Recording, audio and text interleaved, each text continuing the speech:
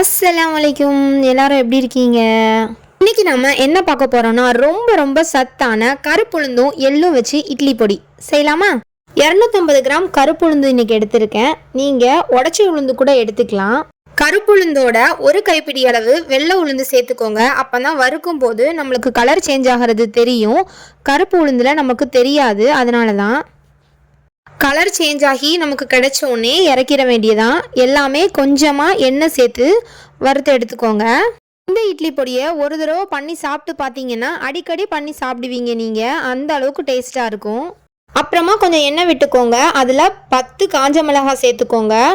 இது நார்மல் காரம் தான். காரம் அதிகமாக வேணும்னு நினைக்கிறவங்க 15 கூட சேர்த்துக்கலாம். அருக விடாமல் எடுத்துக்கோங்க. அப்புறமா கொஞ்சம் எண்ணெய் சேர்த்துக்கோங்க. 2 கைப்பிடி அளவு கருவேப்பிலை சேர்த்துக்கோங்க. கருவேப்பிலை எவ்வளோத்துக்கு எவ்வளோ சேர்க்குறோமோ ரொம்ப நல்லதுங்க. இதில் உள்ள எல்லாமே நல்லது தான். அதனால் கண்டிப்பாக இட்லி தோசை செய்யும் போது இட்லி பொடி வச்சு சாப்பிடுங்க. கடைசியாக கருப்பு எள்ளு 50 கிராம் சேர்த்துக்கோங்க. எள்ளு அதிகமாக சேர்த்திங்கன்னா பொடி மாதிரி இருக்காது. அரைக்கும் போது எண்ணெய் பிரிஞ்சு வந்த மாதிரி ஆயிடும். 50 கிராம் போதுமான அளவு தான். வறுத்தது எல்லாம் ஒரு பிளேட்டில் மாற்றி எடுத்துக்கோங்க.